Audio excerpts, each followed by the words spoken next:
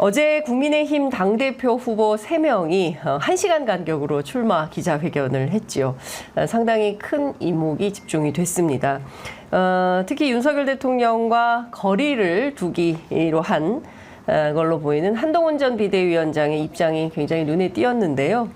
오늘은 한동훈 전 위원장을 향해서 비수를 꺼내든 분이 있어서 오늘 이분 모시고 한 전 위원장의 출마에 대해서 어떻게 판단하시는지 좀 여쭤보려고 합니다. 조국혁신당의 이규원 대변인 모셨습니다. 어서 오십시오. 예, 안녕하십니까? 네. 오랜만에 뵙는 것 같습니다. 예.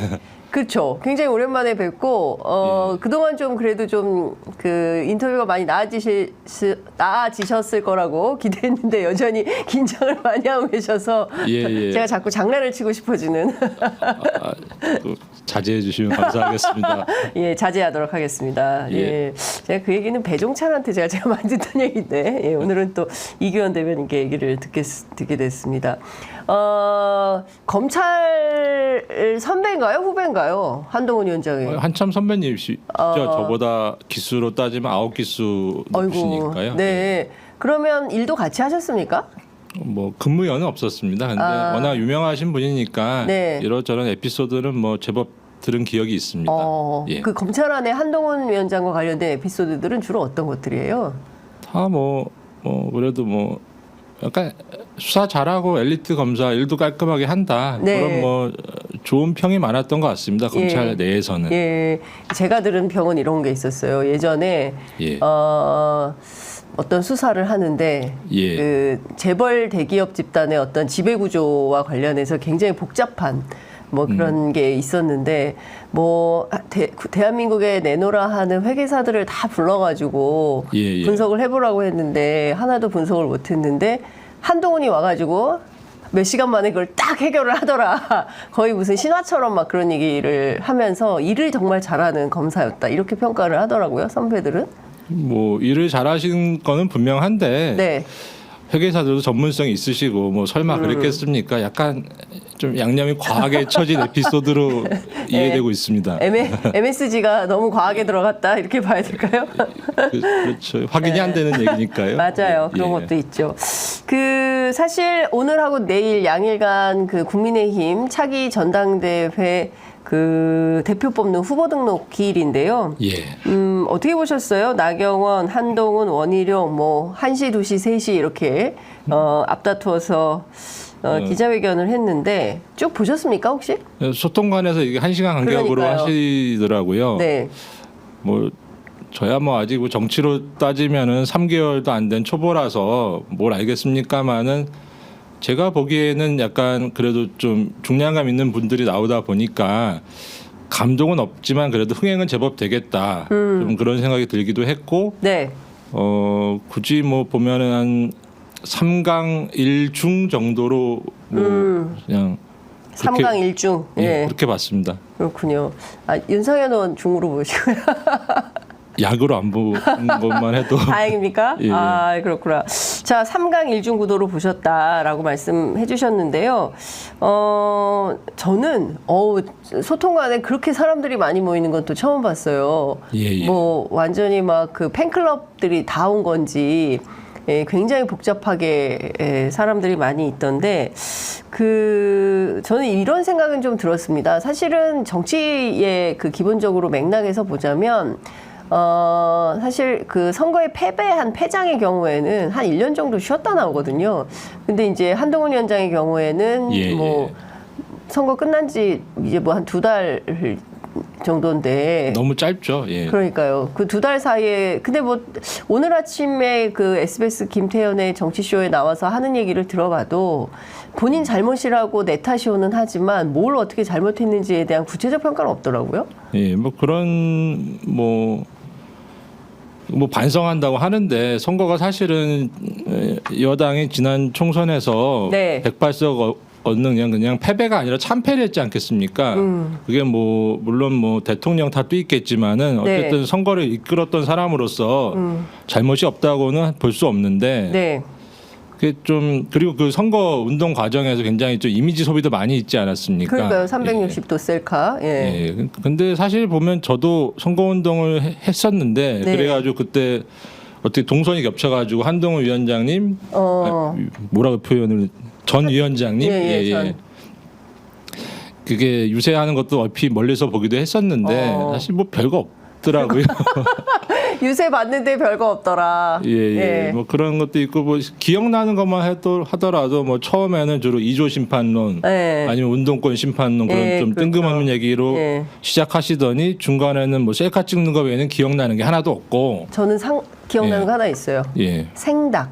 그거 까만 봉투에서 생닭 꺼내가지고 굉장히 아주 못 보던 장면이어가지고. 저도 기억납니다. 그리고 좀 막바지에 가서는 이제 좀 막말 논란이 좀 맞습니다. 있었고 그거 외에는 별것도 없었지 않습니까? 그래서 그 선거를 이끈 분으로서는 충분한 시간을 가지고 좀 반성을 하고 뭐 숙려하고 그런 좀 기간이 필요할 텐데 2달 남짓 나오셨다는 건 조금 의아스러운 측면이 있고. 그리고 뭐 계속 SNS 통해 가지고 이러저런 메시지 좀 약간 뜬금없는 메시지 내셔가지고 약간 국민들 간을 보셨지 않습니까? 뭐 이렇게 꼼지락대는 거 보니까 나올 거로는 예상이 됐는데 정작 그 뭐 출마의 변을 보니까 그 자기가 왜 정치를 하는지 그리고 또 이 당은 그 당은 어떤 방향으로 나아가야 되는지 그리고 왜 자신이 꼭 대표가 돼야 되는지 그 부분에 대해서 뭐 철학이나 비전 제시는 없었던 것 같고요. 좀 인상으로는 아직은 지방선거도 남아있고 여러 정치 일정이 좀 많이 남아있는데 혼자서만 마음이 대선이라는 콩밭으로 가 있는 게 아닌가. 대선 콩밭에 가 있다. 그래서 그 당대표라는 자리를 그 대선으로 가기 위한 중간 뭐 징검다리 정도로 생각하고 나오고 있는 게 아닌가. 뭐 그런 인상이 들었습니다. 그러니까요. 말씀하신 대로 저도 좀 그 여러 가지가 좀 복합적으로 계산돼서 출마를 결행한 거 아닌가라는 생각이 좀 들었는데요. 그 일단 뭐 조국혁신당이 적극적으로 1호 법안으로 한동훈 특검법도 내놓고 그리고 본인을 압박하는 여러 가지 정치 상황이 오니까 실제로 내가 나가서 반격을 하지 않으면 안 된다라는 판단도 있었을 것 같고. 뭐 이른바 뭐 방탄 출마 뭐. 방탄 출마. 본인의 사법 리스크를 막기 위한 방탄 출마다. 뭐 그렇게 해석하시는 분도 있는데 뭐 그거는 뭐 어쨌든 사안의 일면만 보시는 게 아닌가 좀 그런 생각이 들고 근데 좀 저는 어제 또 약간 또 아쉬웠던 부분이 뭔가 하면은 어쨌든 야당에서 본인 이름을 이렇게 네이밍으로 하는 그런 특검 법안까지 발의를 했으면 적어도 본인이나 가족들한테 제기되고 있는 여러 가지 의혹들에 대해서는 그래도 뭔가 좀 책임 있는 답변을 해주셔야 되는 거 아닌가요? 그렇죠. 어쨌든 정치를 하신다는 분이니까. 그런데 어제 보면은 뭐 어대한이라고 할까요? 어차피 대답 없는 한동훈. 어차피 대답 없는 한동훈. 어차피 대표는 한동훈이 아니라. 그러니까 자신과 가족들에 대해서 제기되고 있는 여러 의혹에 대해서는 아무런 이런 방법 언급이 없으셨거든요. 맞아요.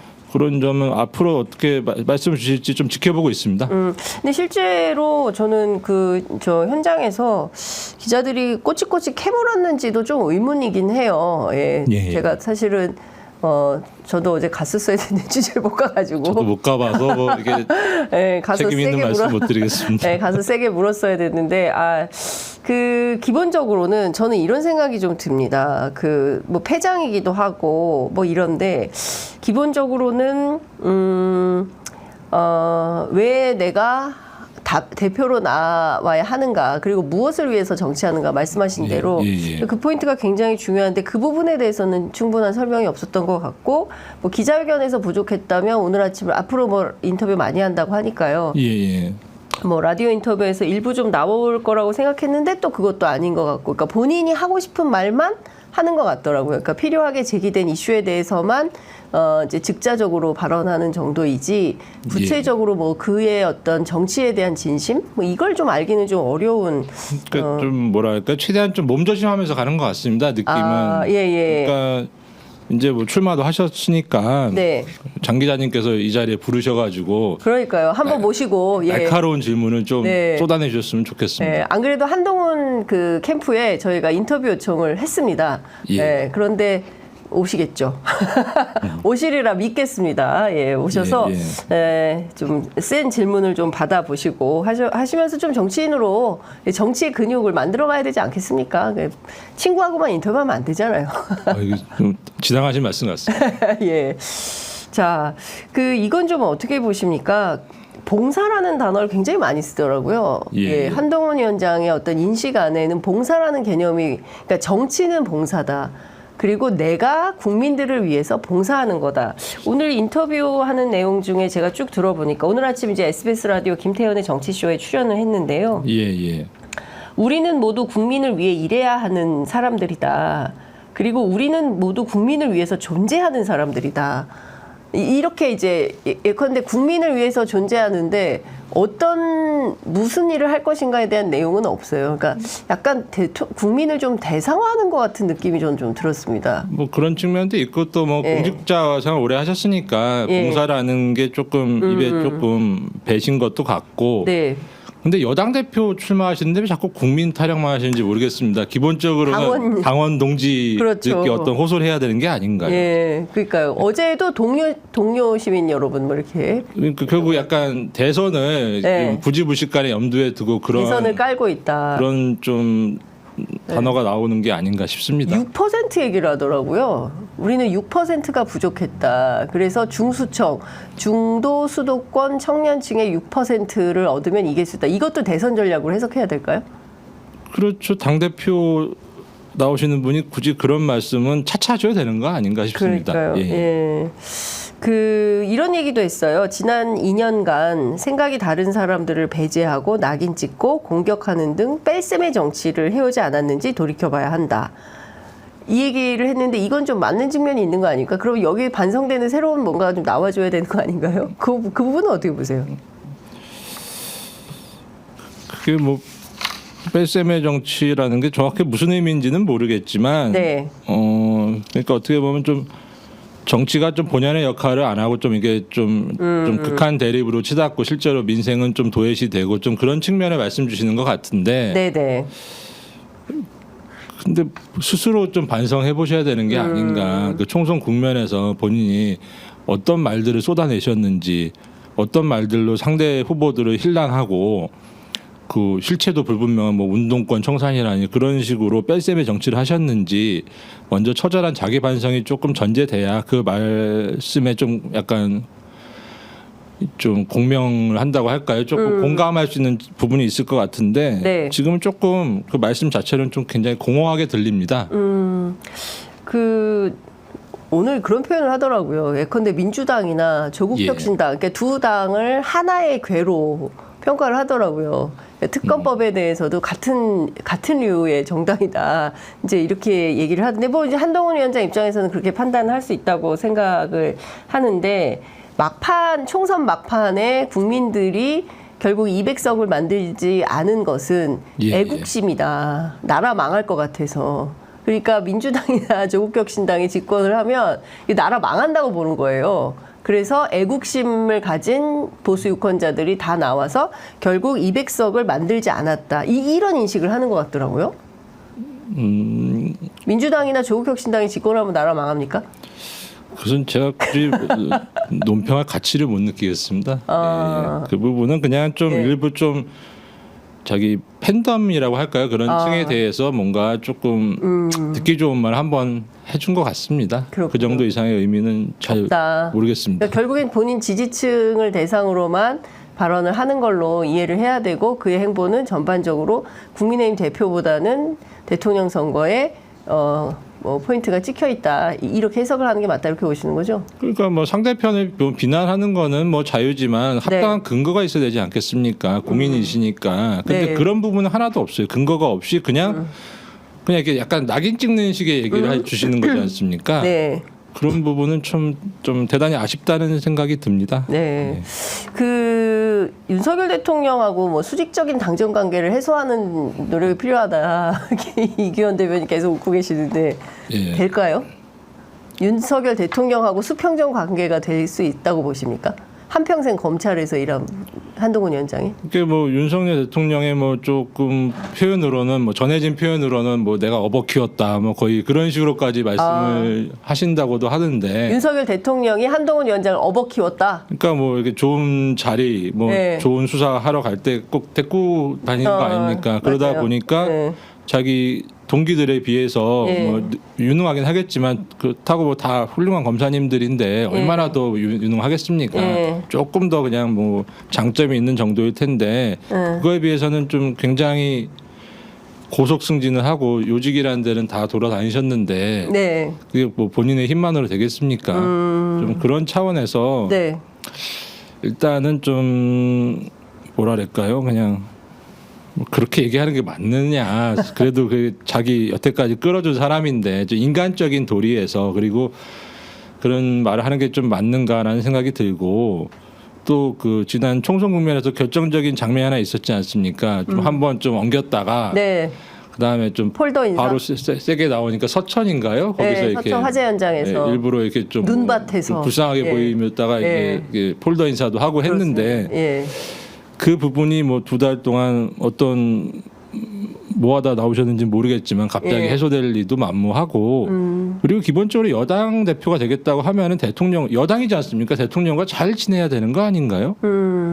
그것도 좀 이상합니다. 네, 그러니까요. 근데 어쨌든 큰 틀에서는 대통령의 어떤 그 뭐랄까 우산 안에 있는 예. 후보군들이다라는 생각은 들더라고요. 세 분의 어떤 출사표를 쭉 보면 뭐 첫 번째 이제 한동훈 위원장이 뭐 그 저 최상병 특검법에 대해서 뭐 새로운 안을 제안을 하긴 했지만 그마저도 결국은 윤석열 대통령 우산 안에서 이게 뭐 정부를 보호하는 길이다 뭐 이런 방식의 얘기를 하는 걸 보면 여전히 그 윤 대통령과의 수직적인 당정 관계를 해소하기는 어렵지 않을까라는 생각이 저는 개인적으로 들던데. 그러니까 뭐 선거 전략상으로는 기본적으로 뭐 선거 패배의 가장 큰 책임이 네. 용산에 있다고 사람들이 대부분 보니까 약간 좀 각을 세워야 되긴 하겠는데 아하. 그렇다고 또 과하게 나가자니 또 뭔가 찍히면 안 될 것 같고 뭐 이런 거예요? 신경 쓰이는 부분이 있고 그러다 네. 보니까 사실 엉거주춤하게 양다리 걸치는 어정쩡. 예, 그런 모양새가 아닌가 싶습니다. 예.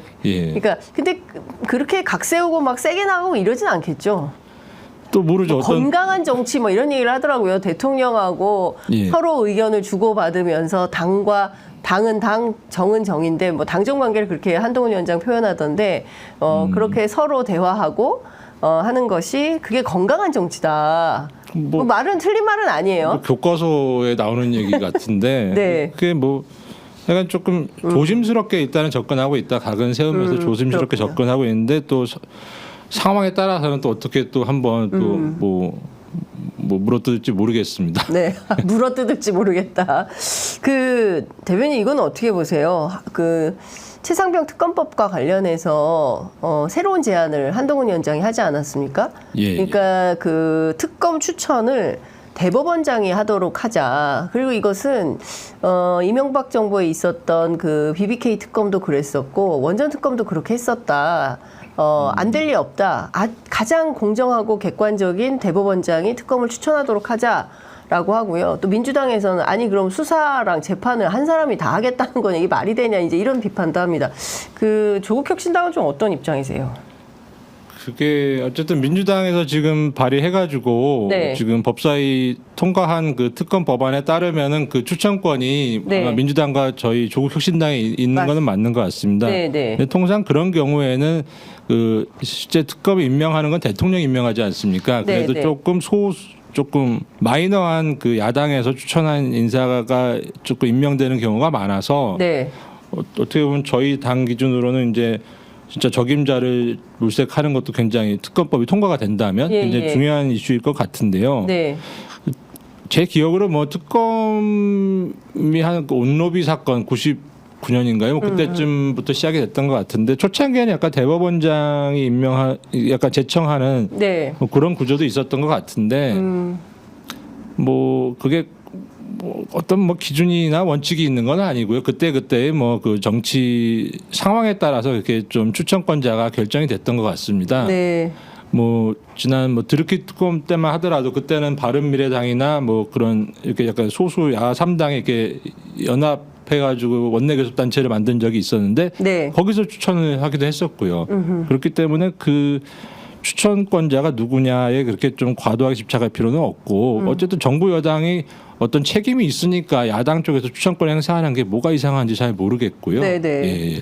그것보다는 조금 야당에서도 좀 굉장히 좀 국민들께서 신뢰할 수 있고 어떤 좀 중량감도 있고 어떤 네. 정의감이 있는 그런 특검을 잘 저희가 추천하는 것이 더 중요하다고 생각합니다. 네, 제가 앞서 말씀 잘못 드렸는데 유전 특검이고요. 2005년도에 있었던 특검인데 이게 러시아 유전 사업 둘러싸고 제기됐던 여러 가지 문제들에 대해서 석 달 동안 특검을 했는데요. 예. 사실상 사실무근으로 사건이 종결돼서 특검 무효문이 나왔던 거고요. 잘 아시는 것처럼 특검이 성공한 전례가 그렇게 많지 않습니다. 사실. 네, BBK 특검도 마찬가지고. 그때는 그 이명박 대통령이 연장 자체를 거부했었죠. 그렇습니다. 수사기간 연장을 거부해가지고 그냥 덜렁 발표하고 말았고 10년 뒤 재수사해서 수사 결과가 뒤집혔죠. 예. 그러니까 결과적으로 지금 보면 한동훈 위원장이 그 소위 얘기하는 대법원장 추천 특검의 그 선례로 과거에도 있었다라고 하는 게 두 개 다 성과가 없는 특검이에요. 근데 그 국민들이 바라고 요구하는 것은 지난번에 있었던 그 박근혜 최순실 국정농단 사태 때 어떤 그 특검의 성과가 있었던 얘기들에 대해서 특검이 수사하면 좀 다르다라는 얘기들이 나오는 거 아니겠습니까? 그게 뭐 사실은 저희가 공수처라는 걸 만들 때 어떻게 보면 일정 부분은 좀 특검의 역할을 좀 기대했었던 측면도 있는데 뭐 설계가 잘못된 건지 좀 운용이 잘못된 건지 인선이 잘못된 건지 뭐 여러 가지 뭐 복합적인 이유로 해서 좀 기능을 제대로 못 하고 있지 않습니까? 그래서 지금 여러 특검법안이 지금 발의되고 있는 것으로 이해하고 있습니다. 네. 하여간 좀 그 한동훈 위원장이 제기하는 이런 이슈들에 대해서는 조금 이해할 수가 없다라는 생각이 좀 들기도 하고요. 이미 뭐 본회의로 가 있는데요. 뭐 그러니까요. 그걸 뭐 최혜병 사건의 뭐 진상 규명을 원한다면은 본회의 가 있는 지금 법안에 대해서 뭐 통과 협조를 하고 혹시라도 또 그 대통령께서 또 제2 요구 행사하면은 이번엔 좀 어떻게 할 것인가에 대해서 좀 적극적인 의견을 주시고 그렇게 하는 게 맞지. 지금 이런 식으로 뭐 특검 법안은 찬성한다고 이렇게 뭐 신용을 하면서도 이러저런 다른 얘기를 하는 것은 어떻게 보면은 시간 끌기, 물 흐리기, 뭐 약간 논점을 흐리는 것 같아요. 그냥 이미 가 있는데 법안이 그 법안 자체가 뭐 그렇게 문제가 있다고 또 얘기하는 것도 아니지 않습니까? 그렇습니다. 대체로 야권에서는 범야권 야칠당이 다 동의하는 법안이기 때문에 이건 사실상 전체 국회 가운데 192석의 전체 국회의원들이 동의하는 법안이기 때문에 이 법에 대해서 문제 있다고 얘기하는 거는 한동훈 위원장하고 국민의힘 정도인 거죠. 그러니까 그 밖에 다른 정치 세력들은 다 동의하고 있는 거니까 뭐 다수결로 해도 이것은 말이 안 되는 상황이고 이미 그 국회에서 재의결해서 돌아오는 타이밍 정도에 그 국민의힘 당대표가 선출되는 그런 시기적으로 보면 말이죠. 그렇습니다. 그게 아마 적어도 뭐 6월 말 7월 초에는 통과가 될 것으로 보이고 국민의힘 당대표 선거는 7월 23일이지 않겠습니까? 뭐 그때 되면 이미 뭐 제2욕을 행사했든지 아니면 이미 공포가 됐든지 둘 중에 하나인 상황인데 지금 어떻게 보면 책임도 못 질 얘기를 지금 하고 있는 것이죠. 그러니까요. 근데 어쨌든 이제 또 하나의 문제는 그 김건희 여사 문제가 굉장히 심각하지 않습니까? 뭐 특히 이제 권익위원회 결정을 보면 전 국민이 와 이럴 거면 문 닫아라 이게 말이 되느냐 이제 이런 비판을 하고 있는데 필요 없다는 거예요 특검법. 김건희 특검은 필요 없고 그냥 원래 하려고 했던 특별감찰관을 빨리 신설을 하고 임명을 하고 그다음에 제2 부속실 설치하면 된다. 뭐 이걸 대안으로 별로 의미 없는 법안이다 이렇게 주장을 하는데 이건 어떻게 보세요? 그게 보면은 그것도 좀 재밌는 게 최혜병 특검법은 애초에는 그냥 순직 해병 사망 사건이었는데 지금 여러 가지 뭐 경로라든지 여러 가지 문제 때문에 대통령실이 직접 수사 대상이 될 수밖에 없는 그리고 어떻게 보면 대통령도 직접 통화한 내역이 많이 나왔기 때문에 대통령조차도 조사를 피할 수 없는 뭐 그런 상황이 됐기 때문에 결국 대통령도 수사 대상인 법인데 그거는 원칙적으로는 찬성한다고 해놓고 정작 그 김건희 여사 종합특검법에 대해서는 그거는 좀 필요하지 않다라고 얘기하는 게 그것도 조금 신기한 게 예, 어떻게 봐야 됩니까? 뭐 그분을 더 무서워하나 뭐 약간 그런 생각까지 드는 게 아, 윤석열 대통령보다 김건희 여사가 더 무섭다? 그렇죠. 그러니까 국민들께서 다 네. 특검법 필요성을 절실히 공감하고 계시는 게 두 개다가 큰 차이가 없는 것 같은데 예. 굳이 어제 얘기할 때는 그 차이를 뒀단 말이죠. 예, 예. 뭐가 더 중요한지. 예, 그게 근데 뭐가 차이가 있는지가 잘 이해가 안 가서 굳이 이유를 억지로 찾자면 예. 뭐 그런 생각도 한번 해봤습니다. 예, 그렇구나. 설마 아니시겠죠. 설마 그럴 리가 있겠습니까? 예. 예, 그럴 리는 없을 건데 여하튼 보이는 건 그런가 아니 뭐 이런 의혹마저 든다라는 말씀을 좀 주셨는데요. 그 계속 검찰 수사를 보고해도 늦지 않는다라고 얘기를 하는데 검찰 수사가 지금 미진하고 있고 심지어 김건희 여사 소환 조사 한번 못 하고 있지 않습니까? 이원석 총장이 나서서 소환해야 된다고 하는데 중앙지검에서 그거 결정된 바 없다고 하니까 아직까지도 못 부르고 있는 거 아닙니까? 지금 벌써 오늘이 6월 24일인데. 그러니까 그 총장이 나서가지고 이제 네. 임기도 얼마 안 남으셨거든요. 그러니까요. 그래서 좀 나 있을 때 해결해 보겠다라고 약간 소환 방침을 천명을 했었고. 네. 근데 그게 벌써 한 달은 왜냐면 제가 저번에 여기 출연했을 때 그 그때도 얘기를 했던 얘기했었어요. 기억이 나거든요. 그러니까 맞아요. 한 달은 된 것 같은데 네. 뭐 소환이 한이 많이. 이게 뭐 좀 안절부절하고 있는데 결국 이게 소환이 쉽지 않은 것 같고 네. 현 상태로 봐서는 예. 너무 조용해졌지 않습니까? 그러니까요. 쏙 들어갔어요. 맞아요. 예. 예. 이 중요한 문제인데 네. 쏙 들어가가지고 이게 과연 소환이라도 제대로 될까? 예. 굉장히 의구심이 들고 예. 소환도 이뤄질진데 과연 반듯한 결론을 낼 수 있을까? 뭐 대단한 의문이 들 수밖에 없는 거죠. 그렇기 때문에 특검이 필요해 보이는데 왜 그 부분은 굳이 필요하지 않고 검찰 수사를 지켜보자고 하는지가 뭐 좀 논리적으로 이해가 안 되는 것 같습니다. 주변에 그 검찰 선후배들 있지 않습니까? 지금도 예, 재직 예. 중이실 거고 예. 검찰 나오신 지 얼마 안 되셨기 때문에 그 김건희 여사 소환 문제에 대해서 실제 수사 검사들이나 평검사들은 생각이 어떤 겁니까? 아니 뭐 증거관계에 따라서 소환이 불가피하다고 좀 보는 것 같고요. 그러니까 총장님께서도 그 보고를 받고 예. 소환해야겠다 뭐 그런 방침을 세우셨지 않겠습니까? 근데 뭐 어딘가에서 그게 오케이가 안 나고 있는 거죠. 뭐 좋게 얘기하면 뭐 조율이 잘 안 되고 있는 건데 조율이라는 게 하루 이틀인 것이지 지금 한 달도 더 지났는데 예. 그건 조율이 아니라 예. 조율이 안 되니까 그냥 약간 뭐 방치하고 있는 상황이 아닌가. 방치 뭐 그런 생각까지 들게 만드는 거죠. 방치 또는 뭉개고 있는 거다 이런 생각. 아니 뭐 더 뭉갤 것도 없어서 예. 다 진이겨진 상태입니까? 예. 예. 아니 근데 지금 상황을 보면 이원석 총장이 너무 창피하게 된 거 아닙니까? 좀 매우 부끄러워. 면이 안 서는 측면은 있습니다. 예. 그래도 총장님이신데. 그러니까 예. 근데 뭐 이제 뭐 임기가 얼마 안 남으셨고. 네. 그리고 또 뭐 민정수석이라는 게 또 새로 생겼지 않습니까? 네. 뭐 그렇게 뭐 크게 관여 안 한다고는 하지만 실제로는 좀 물밑에서 조율을 어느 정도 이루어지지 않을까라고 생각이 되고. 근데 하다 보니까 서로 견해가 너무 다른 거죠. 그러니까 결국 서로 말 안 하고 있는 상황이 아닌가. 그 시간은 계속 가고. 예, 이원석 총장은 한동훈 위원장하고 매우 관계가 좋은 걸로 알려져 있지 않습니까? 그 27기에서는 그 두 분이 예. 뭐 그 특수통이라고 할까요? 예. 좀 약간 좀 그런 좀 전문적인 수사를 하는 그런 역할에 있어서는 뭐 이게 두 분이 서로 선두를 다퉜던 것으로 알고 있습니다. 예. 그러면 아니 그러니까 뭐 친하면서도 경쟁 관계인 측면이 있는 거죠. 아, 친하면서도 서로 경쟁하는. 원래 1등하고 2등은 사이가 안 좋지 않습니까? 아, 1등과 2등 사이였던 거예요. 검찰 내에서. 27기 기준으로. 27기. 예, 27기 본인들끼리. 예. 근데 그 실제로 그러면 그 사이가 안 좋다고 봐야 되는 거네요. 그러면 한동훈 위원장하고는?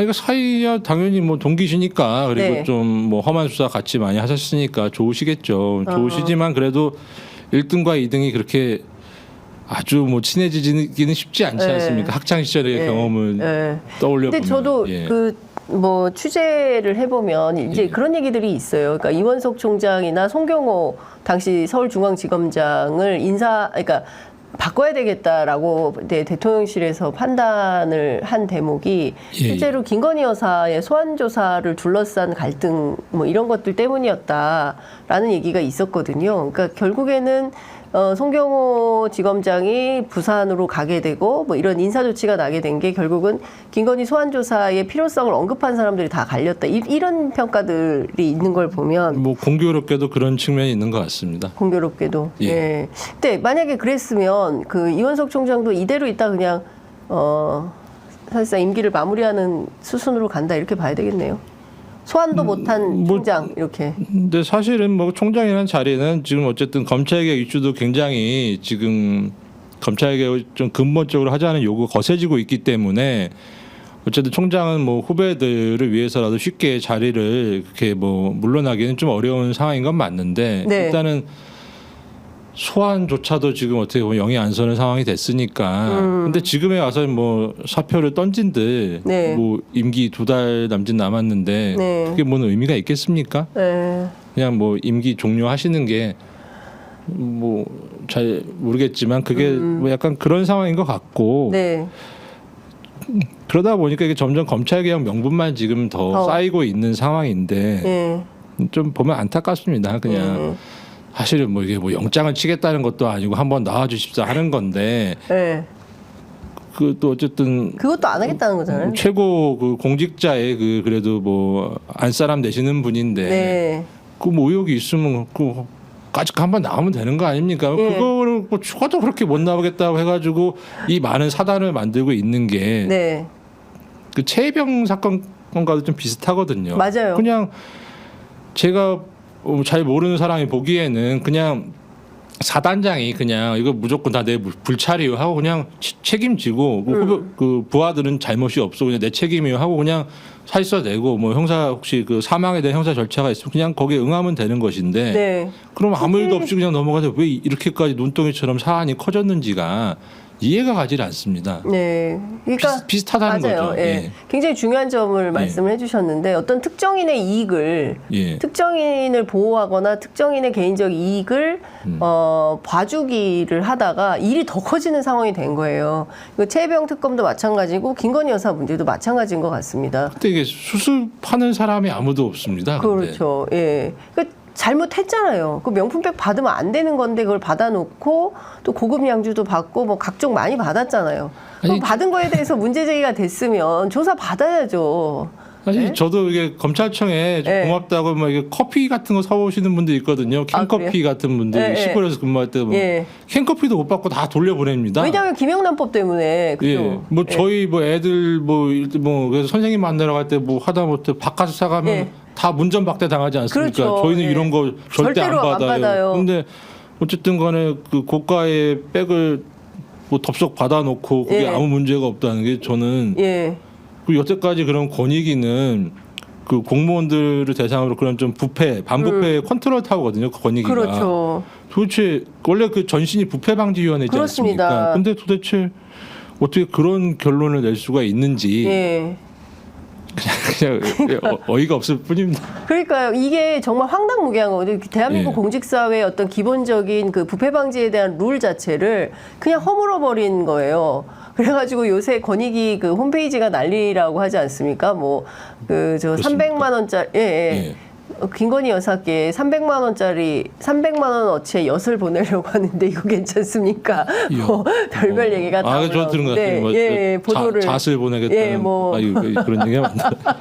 그러니까 별별 이런 게 희화화되는 상황이 된 거예요. 그런데 그 부분에 대해서 예. 어쨌든 공직사회에 규율을 해야 되는 대통령이 아무 말도 안 하고 있는 거 아닙니까? 예? 아니, 뭐 잘못한 건 잘못했다고 하면 한 대 맞고 끝날 거를 계속 일을 키우는 그러니까요. 상황이 한 대 맞고 끝날 걸 지금 예.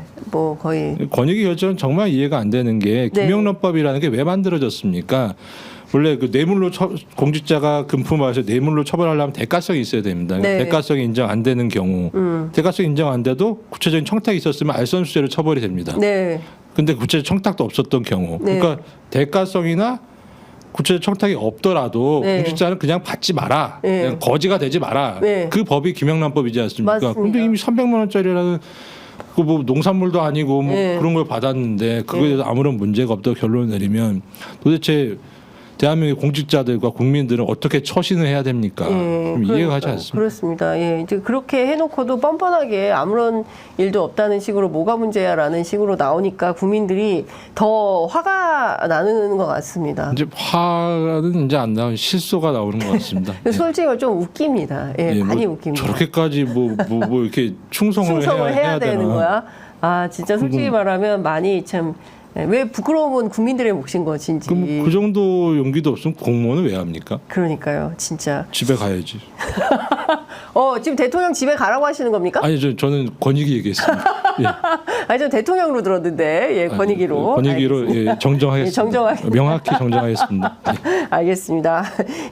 우리 이규현 대변인님이 좀 웃겨요. 저는 굉장히 진지하게 말씀하시는데 그 안에 해악이 있어서 가끔 막 웃음이 막 나옵니다. 이건 좀 어떻게 보십니까? 조국 혁신당이 1호 법안으로 한동훈 특검법 냈잖아요. 예. 지금 어떤 상황에 있는 거예요? 그게 뭐 근데 이게 순서가 좀 밀리는 분위기던데. 민주당도 뭐 기본적으로는 공감하는 것으로는 아는데 네. 이게 어쨌든 더 중요한 법안이 있지 않겠습니까? 최혜병 특검법이라든지 김건희 종합특검법 네. 그런 문제가 있기 때문에 조금 우선순위에서 뭐 한동훈 전 뭐죠? 좀 비대위원장. 뭐라고 호칭해야 되는지 좀 헷갈리네 한동훈 이분이. 비대위원장 하면 될 것 같아요. 한 전 위원장께서 뭐 여러 가지 뭐 자신 본인이나 가족에 대한 뭐 의혹이 있지만 그것보다는 더 그게 더 중요한 것 같고요. 네. 좀 우선순위 문제가 있는 것 같고 다만 또 좀 그런 문제가 있습니다. 지금 저희 박은정 의원께서도 네.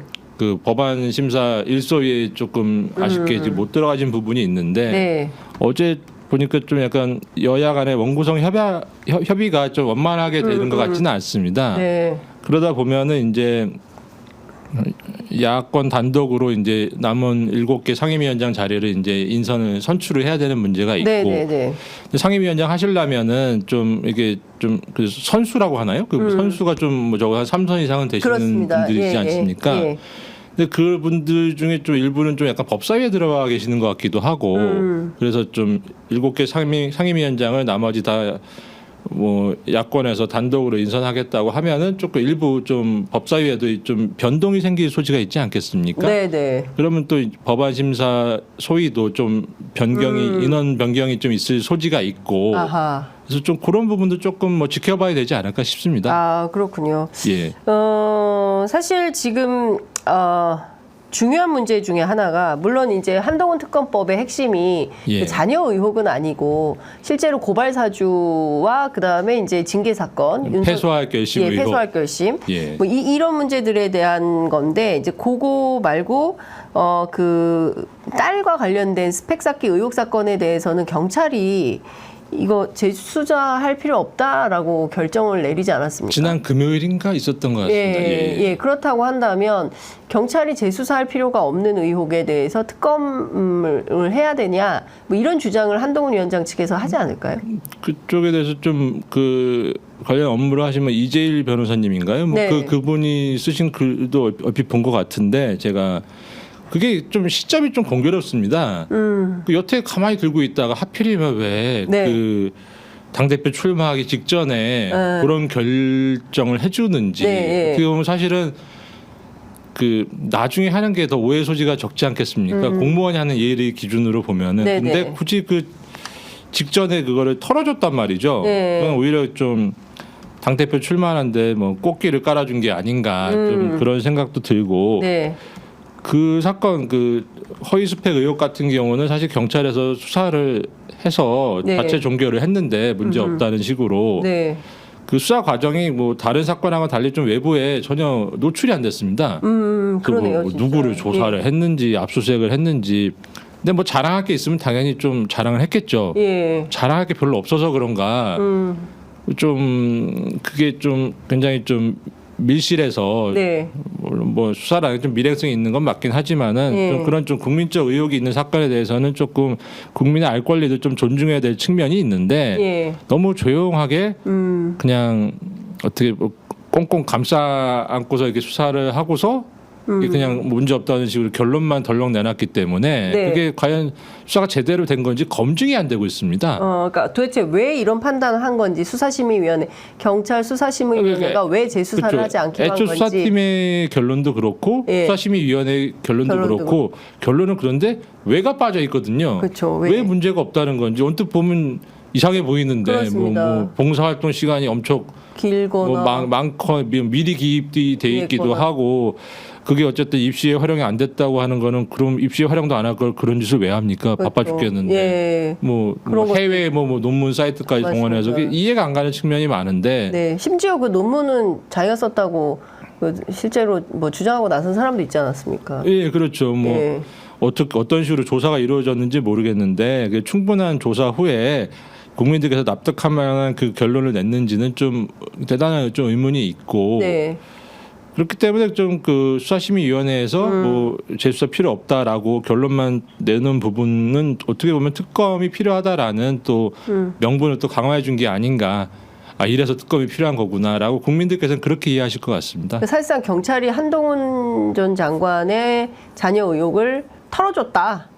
이렇게 보신다는 거죠. 그 뭐 차라리 들고나 있지 왜 중간에 왜 가서. 이 시점에서 하필이면 오해받을 수 있는 시점이잖아요. 그러니까 이 정부가 오해받을 일을 참 많이 해요. 김건희 여사 그 권익위원회 종결도 그렇죠. 중앙아시아 출국하는 날 딱 이걸 결론내서 맘 편히 다녀오시라 이런 거냐라는 의혹도 제기되지 않았습니까? 그러니까 뭐 약간 어쨌든 뭐 조사나 수사는 좀 정무적 고려 없이 법과 원칙대로 하는 게 맞지만 네. 뭐 결론을 발표하는 시점 같은 건 약간 정무적 고려가 들어갈 수밖에 없는 거지 않겠습니까? 네네. 그런 점에서 그 정무적 판단은 거의 빵점에 가깝죠, 사실은. 예. 그러니까요. 근데 지금 오히려 기본적으로 의혹을 더 이렇게 부각시켜 주기만 하고 있지 예. 않습니까? 근데 재조사가 필요한지 여부를 그 판단하려면 최소한 관계자들을 좀 불러서 조사를 해봐야 되는데 그 부분도 없었다는 거 아닙니까? 뭐- 김건희 여사 사건과 마찬가지로 지금 그 최재형 목사 뭐 전화 몇 분 통화한 거 말고는 직접 불러서 조사하거나 이러지 않았던 것처럼 이 사건도 자녀 의혹과 관련된 거 누구도 불러서 조사하지 않았다라는 게 이제 이재일 변호사의 주장인 것 그게 같은데. 왜냐하면은 사람을 부르면 비공개로 부르더라도 네. 그 일단 손님으로 갔다 온 분이 네. 갔다 오고 나서 이러저런 얘기를 하지 않습니까? 예. 그래서 이렇게 알려지게 돼요. 근데 이게 그 사건 같은 경우는 적어도 제가 뭐 언론 보도를 접한 바로는 그런 지금 수사가 제대로 정상적으로 이렇게 작동되고 있다, 진행되고 있다는 징후가 전혀 없었던 사건이에요. 그 누군가 가서 얘기하고 왔으면은 주변에서 떠들게 되고 기자들한테 연락 오면 또 얘기도 하게 되고 그래서 이게 결국에는 알려지게 되는 건데 네. 그런 징후가 없었다는 거는 거의 안 부른 게 아닌가 싶긴 합니다. 물론.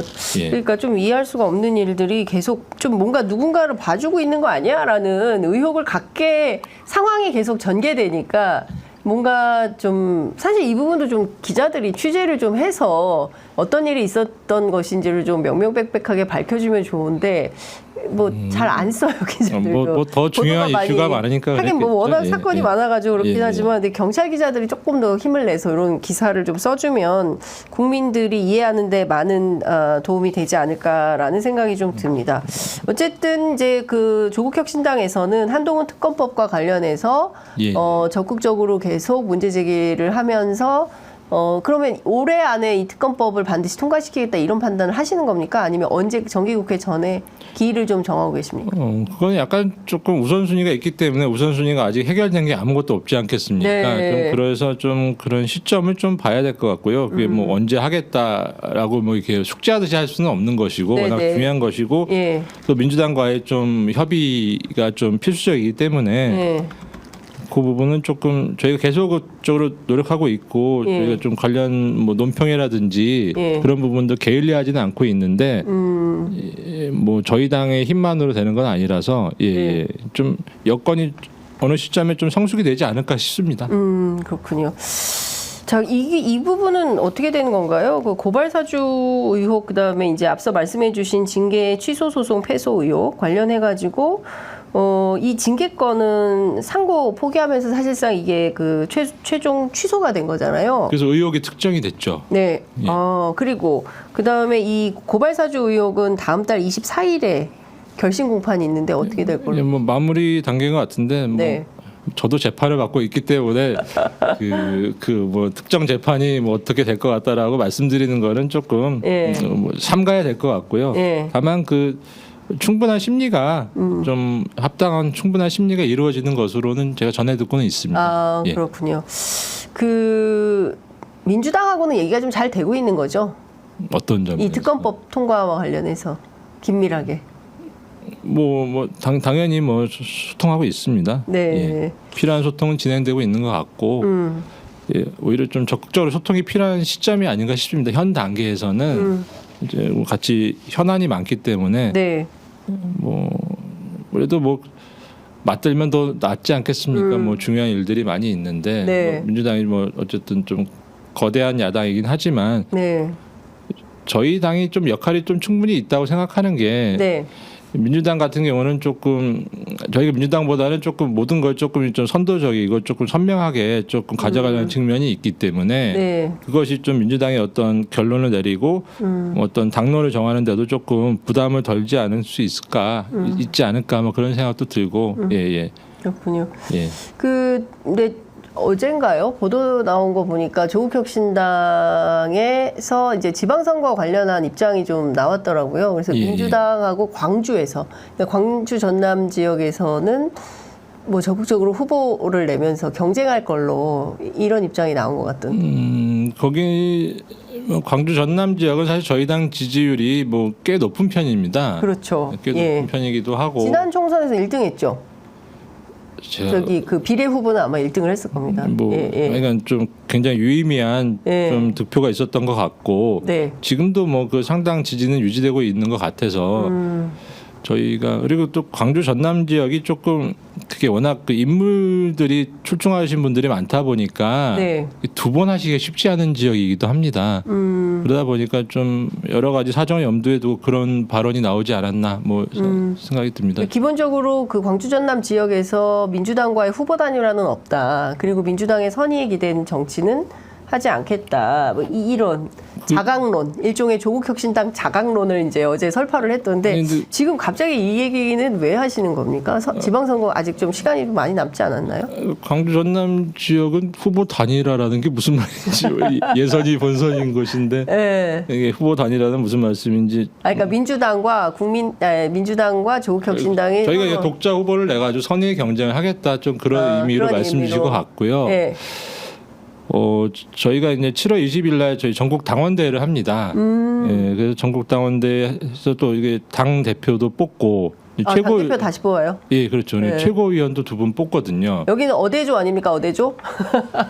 모르죠. 또 어떤 의회의 또 인물이 나서실 수도 있고 그러면 굉장히 흥행에 도움이 될 것 같고 사실은 이 좀 국민의힘 지금 당 대표 선거 같은 경우는 어떻게 보면 이제 아직 한 달 남짓 남았습니다만 이제 과열될 수도 있는 거잖아요. 네. 근데 저희 같은 경우는 그게 문제가 아니라 이제 흥행이 걱정이 됩니다.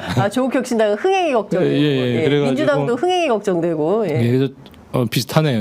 그래가지고 저희 같은 경우는 이게 좀 어떻게 보면 좀 축제가 될 수 있으면 좋잖아요. 전국 당원대회를 최초로 하고 저희가 사실상 재창당이나 마찬가지인 거죠. 이게 이제 진짜 완전한 좀 당원 당규도 갖추고 지역 조직도 갖추고 그러면서 이제 당 대표를 새로 뽑고 이제 최고위원도 2분 뽑고 그런 선거도 있기 때문에 그런 부분에 염두에 그래서 전국 당원대회 이후에는 저희는 좀 풀뿌리 조직이 많이 부족하거든요. 네네.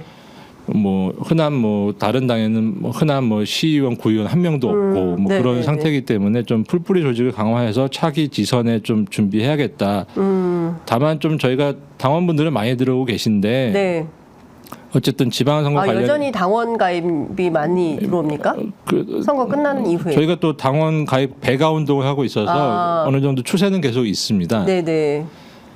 그렇다고 많이 들어오시지만은 저희는 그래도 기본적으로는 좀 새로운 정치신이 좀 나섰으면 좋겠다.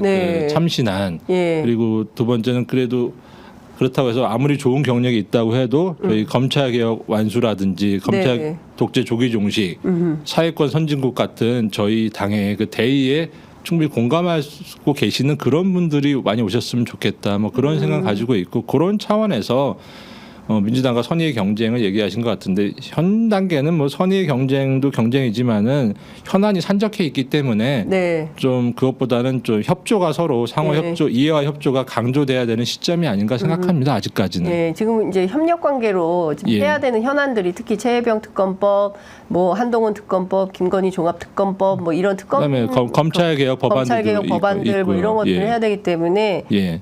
민주당하고 협력해서 해야 된다. 그 얘기 좀 여쭤볼게요. 예. 말씀 주신 대로 지금 그 검찰 개혁 굉장히 중요한 상황이고 수사기소 분리 사실상 지난 문재인 정부에서 미진했던 대목들에 대해서 미진하거나 혹은 윤석열 정부의 등장 이후에 완전히 뭐 예. 시행령 통치 비슷하게 다 그냥 뭐 원복이 원상복구가 됐죠. 원복. 예. 예, 원복이 돼버린 이런 상황이기 때문에 다시 이제 검찰 개혁 이슈가 중요해지는데 이 부분은 예. 좀 어떤 논의가 되고 있습니까? 그 저희 당 같은 경우는 그 당에 그 검찰 독재 조기 종식 특별위원회라는 거를 만들어서 거기서 네. 검찰 개혁 법안을 거기서 심도 있게 논의해 왔습니다. 총 5명이 있는데요. 네. 일단 위원장님은 박은정 의원님이시고 네. 그다음에 부위원장님이 차규근 의원하고 접니다. 아, 예. 그리고 뭐 다른 두 분 또 훌륭한 분들이 더 계셔가지고 네. 그 좀 심도 있는 논의를 해왔고 그 지금 사실상 법안은 성안이 됐습니다. 저희가 예. 아, 검찰 개혁 법안 다 만들어졌어요? 예. 지금 그래서 좀 법제 그 심의 단계에 있고요. 네. 그래서 저희가 아마 이번 주 수요일 날 네. 기자간담회 형식으로 예. 그 설명회를. 조국 대표님하고 그다음에 저희 검찰 특위위원과 이게 같이 해가지고 예. 그 저희가 성안한 그 검찰 개혁 법안들에 대해서 그 전문을 공개하고 구체적으로 예.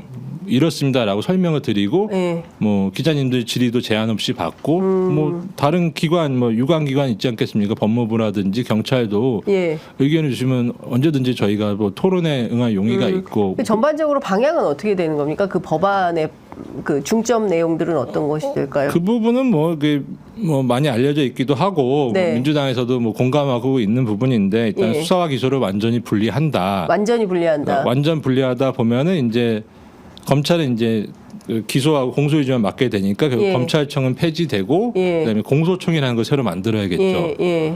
그러면 검찰의 남은 수사 인력은 이제 중대범죄수사청을 만들어서 네. 그쪽에다 이제 이관을 하고 예. 그리고 좀 전부일 수는 없겠지만 기소 배심제도 좀 도입을 할 예정이고요. 네.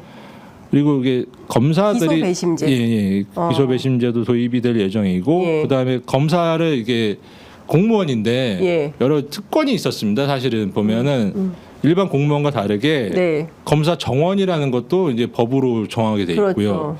그리고 검사 징계법이 따로 있습니다. 그렇습니다. 예. 검사 보수도 그러니까 돈도 예. 월급도 법으로 따로 정하게 돼 있어요. 그게 왜냐하면 판사에 준해서 네. 이렇게 정하자 그러다 보니까 판사들은 사법부니까 이렇게 따로 정하지 않습니까? 그래서 검사도 판사에 준해서 다 그렇게 뭐 정원이나 보수나 징계도 따로 법으로 정하죠. 일반 공무원과는 판사 다르죠. 평검사들이 예. 그 누리는 지위는 차관급이다 이런 얘기를 제가 많이 들었습니다. 평검사가요? 아니 뭐그 아닌가요? 그 정도 정도는 아니에요? 아니고. 예, 그래서 이게 좀 그래서 사실 검사를 공무원으로 제재를 돌려놔야 된다. 근데 정원 같은 경우는 이게 함부로 건드리면은 예. 이게 시행령으로 그게 위임이 될 경우에는 이게 어떤 특정 정권이 들어서 경우에는 검사 숫자 갑자기 확 늘릴 수도 있고 뭐 이상한 문제가 생길 수 있지 않겠습니까? 예. 그거는 이게 법으로 정하는 게 불가피하겠다. 다만 징계라든지 보수는 그냥 일반 공무원이랑 똑같이 처우를 하는 게 맞겠다. 그런 식으로 이게 검사가 판사와 비슷한 위치인 것처럼 이렇게 착시되는 걸 좀 막겠다. 뭐 그런 법안도 좀 준비가 돼 있고요. 네. 그래가지고 결국에는 좀 이번에는 검찰 개혁을 비가역적으로 완수하자 뭐 그런 차원에서 법안은 성안이 돼 있고 조만간 그것을 좀 이제 국민들께 소상히 설명드리는 기회를 가지려고 합니다. 네. 어쨌든 비가역적으로 검찰 개혁을 완수하겠다. 꼭 했으면 좋겠습니다. 왜냐하면 계속 이게 돌이킬 수 없는 수준이 아니라 계속 되돌아가는 수준이 되기 때문에 뭐 해놓고도 이게 또 바뀌고 해놓고도 바뀌고 워낙 법 기술에 뛰어난 분들이라 국민들이 참 답답합니다. 아유, 예, 저희도 뭐 잘 준비하겠습니다. 예. 제가 시간이 다 됐는데 이것 좀 여쭤볼게요. 얼마 전에 법사위에서 이성윤 의원이 폭로한 울산지검 대변 사건 있지 않습니까? 예. 현직 시절에 혹시 들으셨어요? 대변 사건을 대변인한테 여쭤보시니까 조금 민망한가? 예. 라임이 좀 민망하긴 한데요. 예. 예. 그게 제 기억에는 2019년 초 정도로 기억이 되는데 그 직후에 사실은 검찰 내에서는 굉장히 회자가 많이 됐었습니다. 구체적으로. 당시에. 저도 좀 들은 기억이 있는데 몇 년 지나다 보니까 기억이 약간 조금 희미해져 있는 상태입니다. 그러니까 2019년도 현직에 계실 때 예. 그때 이미 소문이 파다해서 다 알았다 검사들이. 왜냐하면 검사들이 전국에 퍼져 있지만은 예. 또 점심을 검사하는 검사들끼리만 먹거든요. 에? 검사들끼리만 점심을 먹어요. 왜요? 뭐 약간 문화가 그렇습니다. 거의 뭐 점심은 검사들끼리 먹도록 예, 돼 예. 있어요? 아니 그러니까 문화가 그런 거죠. 약간 예, 그냥 그러니까 검사들끼리 먹고 근데 검찰에 메신저가 있지 않습니까? 네네네. 그러니까 점심 때 결국 어떤 화제되는 얘기가 있으면 점심 때 당연히 얘기가 될 거고 예. 그러면 이제 오후 되면 이게 메신저로 이제 광속으로 전국에 다 퍼지는 거죠. 예. 예. 그래서 비밀이 없네요. 그렇죠. 뭐 그때 쫙 퍼지는 당시에는 조직이네요. 굉장히 좀 디테일하게 얘기가 조금 있었던 것 같습니다. 예. 근데 그거 감찰도 안 하고 쉬쉬하고 넘어가고 거기 뭐 제가 그때 그게 맞는지는 모르겠습니다만 팩트 체크는 안 됐는데 그때 당시에 들은 기억으로는 그때 검사장님이 그 송인택 검사장님이라고 그 울산 사건 하셨던 분이거든요. 네. 그분이 되게 꼼꼼하세요. 그러니까 문제가 터지니까 물론 뭐 당신이 주최하신 술자리에서 있었던 일이기도 하고 예. 그게 꼼꼼하셔가지고 그런 게 문제가 불거지니까 네. 그 청내 CCTV를 다 직접인지 뭐 이게 다 돌려보셨다는 것 같아요. 예, 보시더니 이제 한숨을 한번 쉬시고 예. 덮자 뭐 그렇게 정리가 됐던 것 같습니다. 덮자. 예. 예. 그리고 여태까지 덮은 거네요. 덮었다기보다는 뭐 그냥 뭐 어떻게 얘기가 쏙 들어갔죠. 예. 근데 저희가 지금 보면 이게 상상이나 할 수 있는 일입니까? 그 청내에 실제로 민원실에다가 예? 황당 사건이죠. 예. 그 민원실에다 그런 만행을 저지른다는 게 문명 사회에서 있을 수 있는 일입니까? 도대체 검사들은 술을 어떻게 마시길래 이런 일들이 벌어질까요? 죄송합니다. 전직 검사인데 제가 계속 나오시는 전직 검사에게 계속 여쭤보고 있습니다. 이거는. 하긴 뭐 이건 저는 울산지검에 근무한 사실은 없습니다. 예. 그러니까 지금 보면 좀 심각하다. 예, 그 문화나 행태나 저 이화영 사건 술자리 의혹도 마찬가지고. 근데 지금 그게 그 대상자로 지목된 검사 있지 않습니까? 그분이에요? 근데 제가 조금 이래저래 뭐 들어본 바로는 그 대변은 그분이 아니신 걸로 저는 그렇게 이해가 되고 있는데 네. 그분이 약간 뭐죠 똥싸개 비슷하게 이렇게 지목이 돼가지고 약간 망신살이 뻗쳤는데 네. 그 부분은 저는 사실이 아닌 것으로 저는 그렇게 이해하고 있습니다. 범인은 딴 사람이다. 예, 근데 그 범인은 그 송인택 검사님께서 CCTV 보셨다니까 송인택 검사장은 범인을 알겠네요. 그분께 여쭤보시면 되겠죠. 송인택 검사장이 이제는 말하실 수 있다 하셔야 되겠네요. 근데 그 지금 지목되고 있는 분은 네. 아닌 것으로 네. 어쨌든 아무리 좀 뭐 미운 구석이 있어도 아닌 건 아니지 않겠습니까? 네. 뭐 그 정도 말씀드리겠습니다. 송인택 검사장은 지금 어디 있어요? 분이 현직에 있어요? 변호사 하실 텐데 울산 검사장을 마지막으로 이제 네, 나왔어요. 나오셨기 때문에 농사 짓는 걸 좋아하셔가지고 어디 뭐 산골에 계실지도 모르겠습니다. 네. 예. 꼼꼼하게 농사 짓고 계시다 이렇게 볼 수도 있겠네요. 알겠습니다. 그런데 제가 마지막으로 이제 한 2분 정도 남았는데요. 그 한동훈 위원장 논평 내셨잖아요. 예. 한동훈 위원장 저와 한번 붙어보시겠습니까? 저 굉장히 긴 글이었는데 왜 한동훈 위원장하고 이규현 검사, 대변인이 한판 붙어야겠다 이런 결심을 하셨습니까? 그게 일단 뭐 당에서 좀 관련 논평이 있었으면 좋겠다라는 뭐 요청이 있어가지고 제가 그냥 펜때 잡은 거고요. 네. 저는 뭐 아직 뭐 초보 정치인이다 보니까 뭐 복잡한 건 생각은 안 하고 그냥 평소에 이렇게 지켜보면서 궁금했던 대목들이 많이 있었거든요. 그거를 그냥 가감 없이 그냥 논평에 넣었다고 이해해 주시면 될 것 같습니다. 그게 원래는 초안에는 그게 아니면 한번 구의원 도전을 하면 어떠십니까? 약간 그런 식으로 구의원. 네. 또 그렇게 하려다가 또 그 구의원 표마가 아니냐 또 그럴까봐 또 근데 약간 좀 그런 느낌은 있거든요. 그게 너무 이렇게 갑자기 중책을 이렇게 맡으신 것보다는 조금 밑에서 조금 정치라는 게 저도 이제 들어와서 보니까 굉장히 좀 어렵고 뭐 재밌기도 한데 좀 어려운 일 같습니다. 좀 그러니까 저는 한 전 위원장을 보면은 그 전에 그 민주당의 그 박지원 전 비대위원 비슷한 생각이 좀 들었거든요. 아, 박지원 비대위원장. 예, 그 갑자기 뭐 픽업돼가지고. 덜렁 그 중책을 맡아가지고 역할도 잘 못하는데 또 한 번 중책을 맡아 보니까 그 다음에 또 당 대표 하겠다고 막 그 액션도 있고 그러지 않았습니까? 예. 아, 진짜 그러고 보니까 오버랩이 되네요. 예. 그러니까 근데 그분 보니까 지금은 뭐 정치학교 반전 그런 데서 정치 공부도 하고 미국 가서 공부도 하고 좀 뭐 이렇게 공부도 해서 조금 식견 넓히고 뭐 그런 건 좀 좋은 것 같습니다. 근데 한 전 위원장께서도 그게 너무 갑자기 벼락스타. 하고 그다음에 바로 이제 대권 뭐 그런 식으로 가는 것보다는 적어도 국회의원 정도는 한번 해보고 그다음에 가는 게 좀 사실 맞지 않겠느냐. 좀 아무리 뭐 검사 생활 오래 했다고 하더라도 정치는 전혀 다른 일인 것 같아요. 네. 그래서 좀 합리적이고 좀 공화적인 어떤 그런 좀 일들을 좀 배우는 기회가 좀 선행돼야 되지 않겠냐. 뭐 그런 차원에서 드린 말씀입니다. 알겠습니다. 자, 오늘 말씀은 여기까지 듣도록 하고요. 1시간이 금방 갔어요. 예, 너무 재밌었는데 저는 어땠을지 모르겠습니다. 다음에 또 오셔서 말씀 듣도록 하겠습니다. 다음엔 조금 덜 긴장하고 오도록 하겠습니다. 네, 감사합니다. 예, 감사합니다.